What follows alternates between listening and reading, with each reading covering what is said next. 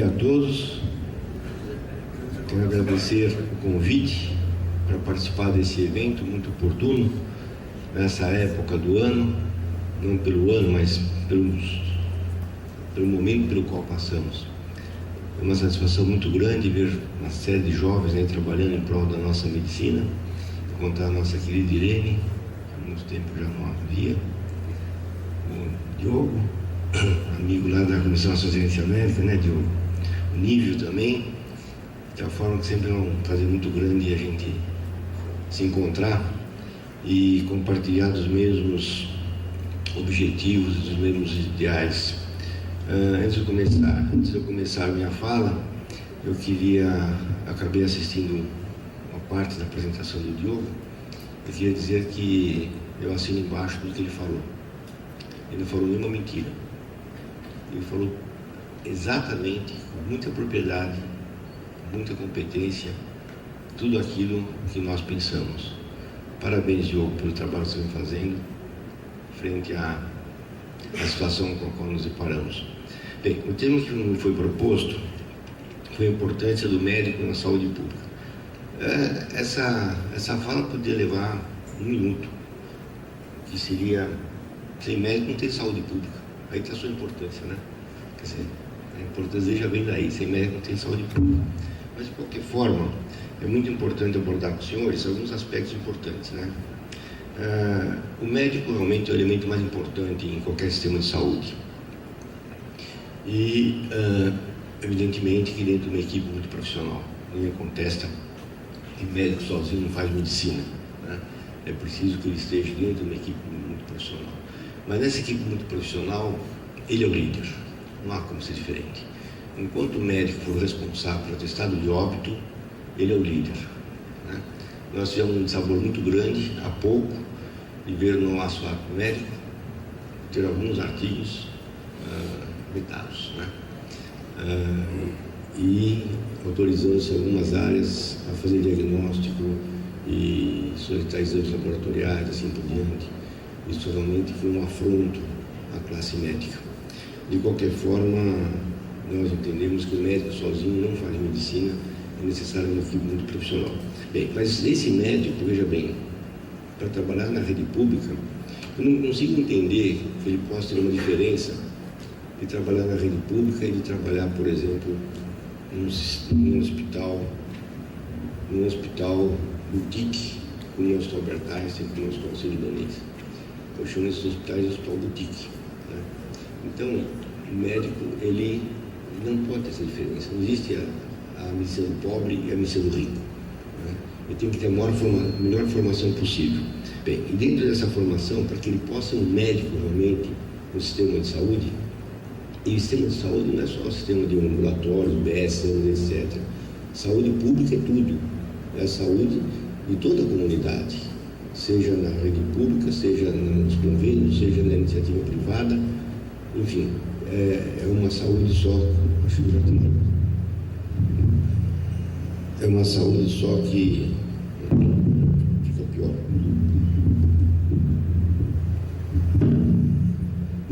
É uma única saúde que existe, a saúde do povo, né? E como eu digo lá na Escola Paulista, em outra oportunidade, o princípio número 1 para ser médico é gostar de gente. Quem não gosta de gente não pode ser médico, né? Começa por aí. Esse é o fundamental para que a gente possa ter um indivíduo realmente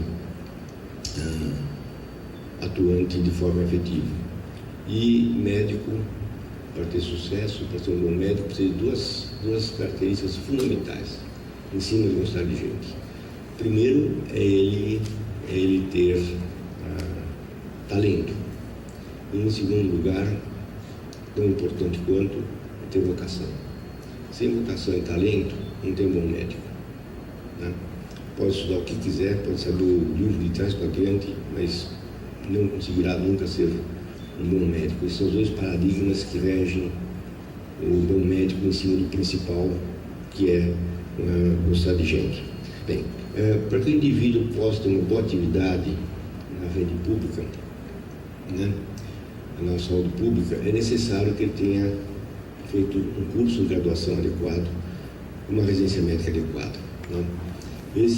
Essa graduação tem que ter como currículo básico um currículo humanístico, um currículo centrado no paciente, um currículo que valorize a relação médico-paciente, o humanismo na prática médica, e que não seja elaborado de cima para baixo, sim elaborado de baixo para cima e contemplando o saber emergente. Esse é o currículo que realmente dá formação para o médico. Quando a gente fala em formação do médico, nós não nos contentamos com a formação do médico. Veja que interessante, enquanto estão querendo desfazer tudo que já foi construído até hoje, nós estamos numa outra fase. E não estarmos mais contentes com a formação do médico, que é, em última análise, a transmissão do conhecimento. Nós estamos muito preocupados com a educação médica, que envolve a formação médica. A educação médica é outra coisa, né? Envolve a formação médica, mas é muito mais do que isso. Então, nessa fase em que nós estamos lutando pela educação médica, aparece algo tentando destruir o que nós construímos ao longo dos anos e que faz com que a nossa medicina seja realmente de alto nível, mesmo nos lugares mais afastados, ela é bastante boa. Bem, então nós temos todas essas características, mas esse currículo médico hoje precisa ser mais ampliado para que o médico possa trabalhar na rede pública de uma forma bastante eficiente, uma vez que lá exige do médico características ou atividades um pouco diferentes daquela que ele exerce no seu consultório ou nos convênios, né? É preciso hoje que haja gestão em saúde, né? E lá na Escola Paulista de Medicina nós já colocamos no currículo a gestão em saúde, né? Não é possível hoje que você tenha gestão em saúde. Colocamos também ética e bioética, ética profissional e bioética do primeiro e sexto ano, o que é muito importante para que o indivíduo saia bem preparado e que possa ser um ótimo médico na rede pública. Como disse, há uma certa diferença entre o que vem a ser na rede pública e o que vem a ser na atividade privada. Porém, isso não exime o médico da sua competência, né? O indivíduo pode ter dinheiro dando um consultório particular, pagar quanto quiser por uma consulta, tá certo? Mas não pode haver diferença no atendimento médico, né? Nós lutamos muito pelo cuidado do atendimento médico. Um consultório particular pode ter uma secretária bonita, pode ter sofá, cafezinho, etc. Porém,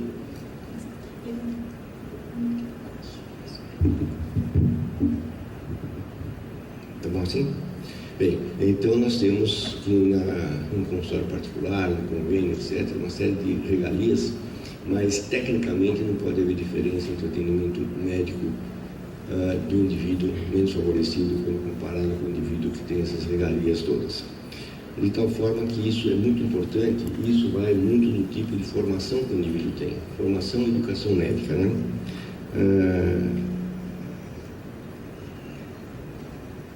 Hoje nós não podemos mais admitir que o indivíduo faça qualquer tipo de discriminação. E na rede pública não escapa disso. O indivíduo precisa realmente ser fundamentalmente um integrador da prática médica. O que significa isso?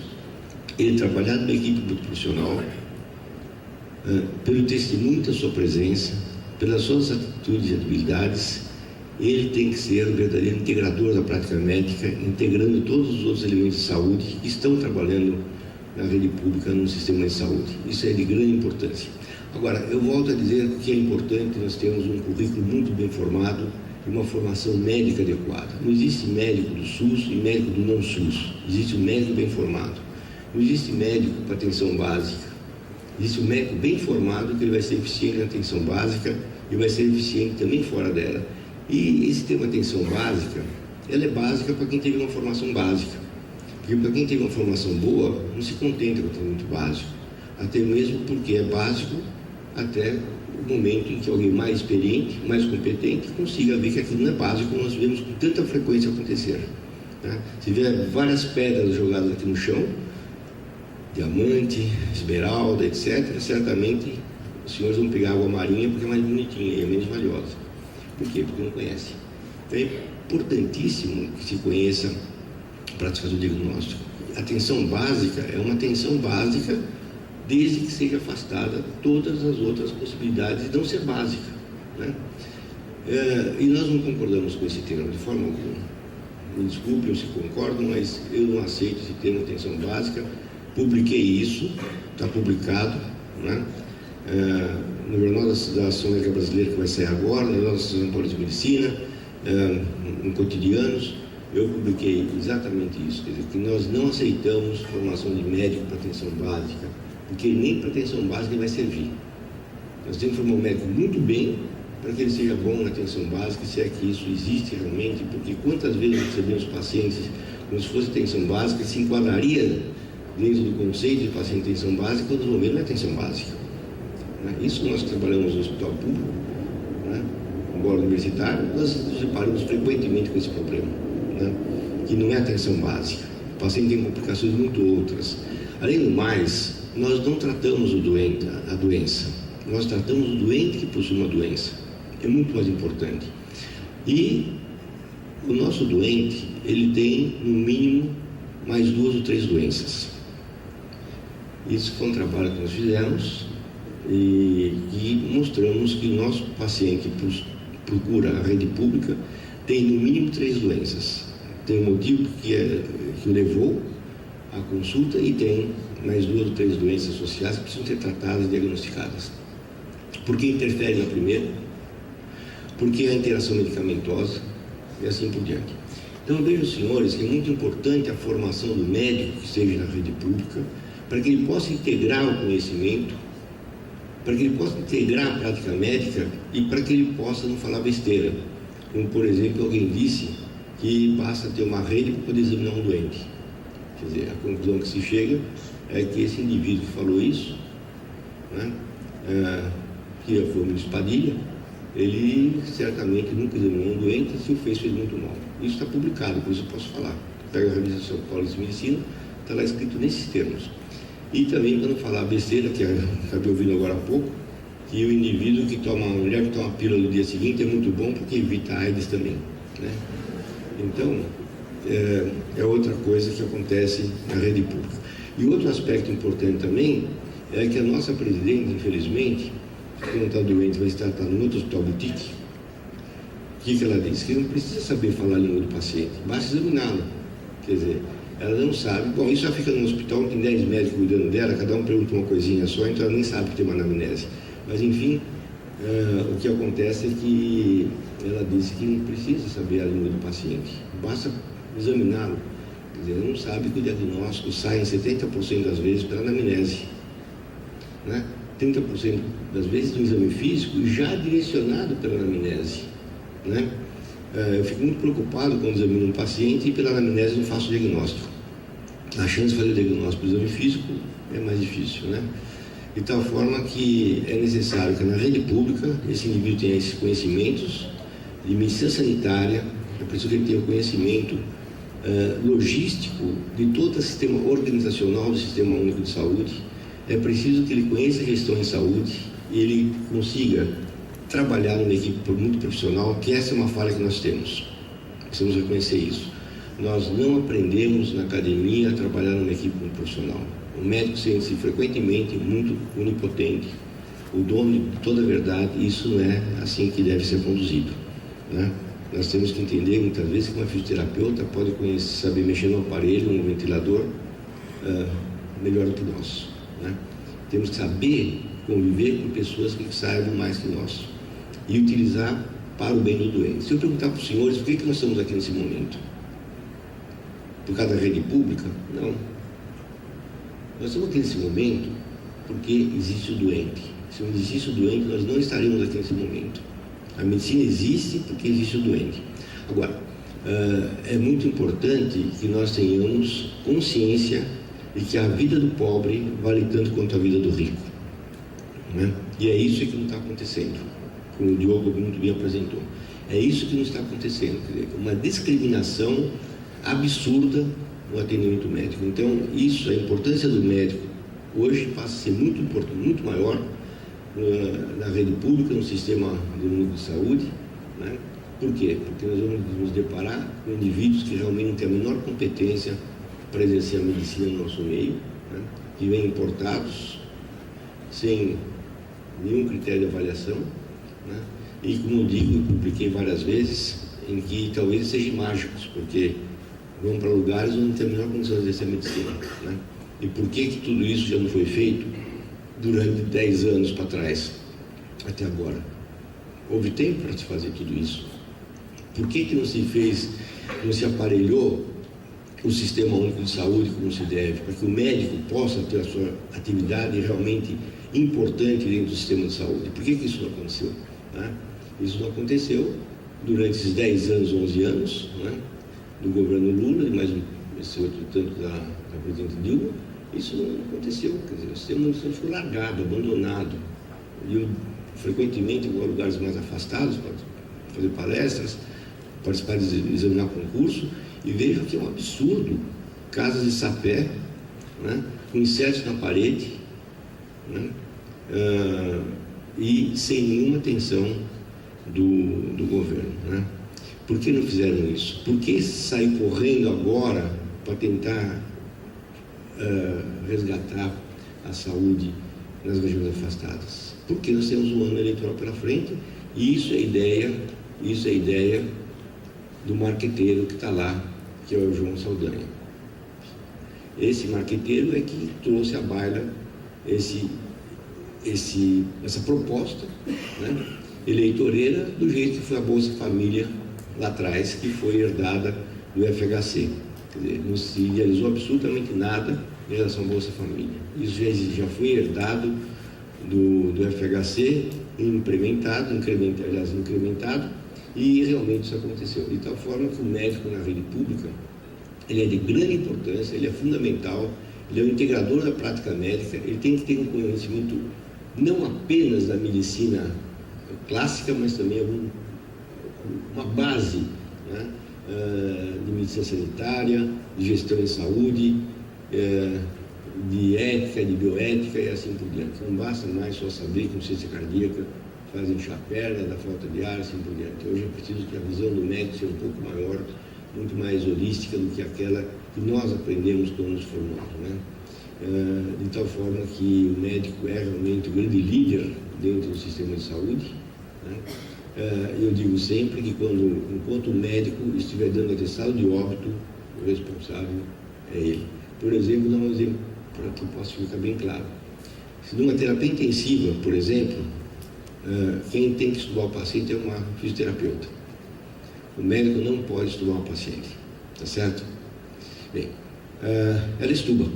Só que se o paciente tiver um espasmo brônquico, que tiver que ser reentubado, ela não pode reentubar o paciente. Quem tem que reentubar o paciente é o médico. E se esse médico, e se esse paciente vir a falecer, tá certo? Quem vai dar atestado é o médico. Então veja a incoerência que existe nesse sistema todo. Eu digo isso por quê? Por causa do ato médico, né? Quer dizer, então, enquanto o médico é responsável pelo atestado de óbito, né, para testar o óbito e fazer o seu atestado, ele é o responsável pela atividade da equipe multiprofissional, né? Isso é de grande importância que o senhor tenha em mente. E entenda o seguinte: é preciso saber trabalhar em equipe. O médico no sistema de saúde, o médico na saúde pública, ele tem uma importância muito grande, mas é preciso que ele seja o suficientemente humilde para saber trabalhar numa equipe muito profissional, né? Todos são importantes, e ele tem que ensinar, tem que administrar, tem que ter a liderança pelo testemunho da sua presença. Testemunho da presença baseado na competência, na ética, na bioética, no relacionamento profissional, na cordialidade, no humanismo, na relação médico-paciente. Isso é muito importante que o médico tenha esse tipo de formação. E volto a dizer, essa formação é muito importante. Não existe formação para atenção básica. Isso é ridículo falar uma coisa dessa. Isso é quem fez medicina às avessas, né? Por isso que sai falando que pílula no dia seguinte previne AIDS. Quer dizer, então, por isso que sai falando que basta ter uma rede para examinar paciente. Quer dizer, por isso a outra sai falando que basta tocar no doente para fazer o diagnóstico. Quer dizer, então, essas besteiras que a gente ouve falando, né, também alguém dizer que não precisa ter formação, estudar, porque um torneiro mecânico virou presidente do Brasil, né? Então, para que estudar? Né? De tal forma que, para que falar inglês? Eu vou para o exterior e quem traduz. Então, todo esse exemplo maléfico, né, quando nós estamos caminhando por uma luta do resgate da medicina realmente naquilo que foi perdido ao longo do tempo, e chegamos a um ponto bastante alto da medicina brasileira, hoje comparável a melhores do mundo, seguramente, né? E que nós podemos ter campanhas públicas muito tranquilas. Para terem uma ideia, na Escola Paulista, o que nós fizemos? Eu fiz uma parceria, desculpe falar a primeira pessoa, mas foi isso mesmo que aconteceu, com as Forças Armadas. Então, a cada 2 meses, junto com a Marinha e com a Aeronáutica, os nossos residentes vão para regiões ribeirinhas da Amazônia. E lá ficam 15 dias hospedados no navio. Nós temos um navio hospital que tem tudo dentro, terapia intensiva, laboratório, etc. E a última turma que teve na região ribeirinha, durante 15 dias, os residentes, com preceptoria adequada, atenderam 1.500 consultas e fizeram 100 cirurgias pequenas. Né? E agora vamos começar a fazer prostatectomia também, porque lá existem pacientes que estão com sonda vesical para sempre, né? E com esse sistema de cirurgia de próstata, né? De transuretral, com laser, tira a sonda de tarde no sangue. Então já estamos providenciando. E acabamos de receber agora, do próprio ministro Padilha, um navio, a Escola Paulista agora tem um navio, que está lá em Belém, onde nós vamos também, agora também com as universidades próximas, fazer esse trabalho nas regiões ribeirinhas da Amazônia. De tal forma que isso não custa absolutamente nada para o governo. Eu achei que ninguém ia querer fazer isso. Tem fila de residentes que querem ir, fila de alunos, de médicos que querem participar desse projeto, desse trabalho, né? E que é muito animador, muito humanístico, a ponto que eu digo o seguinte: quando o indivíduo volta de lá, ele volta melhor ou ele larga a medicina, porque realmente é altamente humanístico. E agora estamos levando os pós-graduandos, porque me interessa saber quais são as deficiências nutricionais que esse pessoal tem, quais são as vitaminas, qual é a etnia desse pessoal que ninguém sabe, e saber, inclusive, se as vacinas que foram dadas viraram.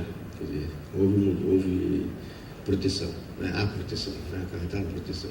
Isso é uma das outras coisas que estamos fazendo. De tal forma que estamos todos entusiasmados com esse projeto. Isso me rendeu uma homenagem muito grande agora pelas Forças Armadas, pela Marinha e pela Aeronáutica, e que não fiz nada mais do que minha obrigação. Então, todos nós estamos voltados para a assistência dos menos favorecidos, todos nós estamos preocupados com isso, de tal forma que não há necessidade de alguém querer nos ensinar. O médico não vai para a região afastada, porque médico não é mágico, para chegar lá e fazer magia e curar doentes. Foi na época do pajé, né? Não agora. E é isso que querem, né? Os cubanos vêm para cá, apenas dentro do que o Diogo também apresentou, não porque, como eles falam, que vêm para cá porque os brasileiros não querem tratar dos seus patrícios, dos demais brasileiros, né? Não dão atenção para eles, e eles são humanísticos, nós estamos aqui com sacrifício. Nada disso. Eles vêm aqui porque no pior lugar que eles estiverem é melhor do que a origem, é onde eles vieram. Muito melhor. Vão tomar sol, já tem indivíduos com casa alugada com piscina, vão para a praia, né? Vão ganhar mais do que ganham na cidade dele, na ilha de onde vieram, né?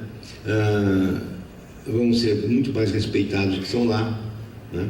De tal forma que os que vieram para cá na realidade, que estão vindo, é porque aqui é muito melhor que lá, mesmo os lugares mais afastados do nosso país. Lugares afastados, onde eles vão poder ter uma qualidade de vida muito melhor do que lá. Porque se lá eles estivessem bem, não viriam para cá. E ainda com a ideia de não mais voltar. Com a ideia de não mais voltar, isso que é o pior. E aí com a ideia ainda já instruídos para implantar a ideologia do país cubano dentro dessas regiões mais afastadas, onde o pessoal menos favorecido não consegue entender. Ele acha um médico, põe a mão nele, passa a mão na cabeça, é o máximo, porque nunca deu atenção. Então, o perigo que nós estamos correndo. De tal forma que os senhores alunos são muito responsáveis pelo nosso futuro. São muito responsáveis. Me desculpem entrar nesse lado, mas eu não posso perder a oportunidade, porque eu gosto muito de jovens. Tenho 3 filhos da idade um pouquinho mais velha que vocês, 3 filhos médicos, e eu acho que realmente a importância que vocês têm é muito grande, é o que eu chamaria de massa silenciosa. E o que decide uma eleição é massa silenciosa. É massa silenciosa, nesse momento, são os alunos, né? É preciso que vocês entendam que a carreira de vocês está correndo um risco muito grande, não vão ter especialidade, vão trabalhar 2 anos sem ter competência ainda para isso, tem supervisão no sistema de saúde, nada contra trabalhar, temos que trabalhar lá mesmo, mas com formação prévia e com preceptoria adequada, né? A experiência que a gente traz é bastante grande. Durante 4 anos coordenei a residência médica em Brasília, de tal forma que a experiência que se adquiriu lá, conhecendo o restante do país, foi muito grande, e felizmente, quando estivemos lá, com muita briga, não deixamos mexer na residência médica. E a proposta que eu faço, até a professora Irene está aqui, é que a residência médica de São Paulo saia da Nacional. Saia da Nacional. A única que quem vai se prejudicar é a minha escola, que é federal. Mas não tem importância. Em prol da medicina, a nossa escola pode ficar prejudicada em função disso. Mas São Paulo não pode, né? Saímos de lá, não devemos nada para a Comissão Nacional. Temos dinheiro, a maior número de bolsas que ainda é o Estado, né? 6 mil bolsas agora, irem trabalhando arduamente com uma experiência bárbara, que traz o CRM, traz o federal, traz a residência médica, né? Não temos nada a perder saindo da Comissão Nacional de Residência Médica. Nós temos que preservar o futuro de vocês, porque se São Paulo sair da Comissão Nacional de Residência Médica, me desculpe não falar de São Paulo, não falo isso porque sou paulista, tudo o restante vai acabar saindo. Talvez as federais fiquem porque eles tiram oxigênio se sai, né? Mas as outras acabam saindo com certeza, e nós temos condições de fazer isso. Nós podemos ficar submissos ao absurdo que está acontecendo. Não dá para entender o que está acontecendo. Não dá para entender. É o maior absurdo que alguém com um pouquinho de bom senso possa entender. Então me desculpem ter escapado um pouquinho fora do tema que me foi proposto, mas eu não posso perder a oportunidade de conversar com tantos jovens entusiasmados, né, que poderão representar essa massa silenciosa e mudar o futuro desse país. Muito obrigado.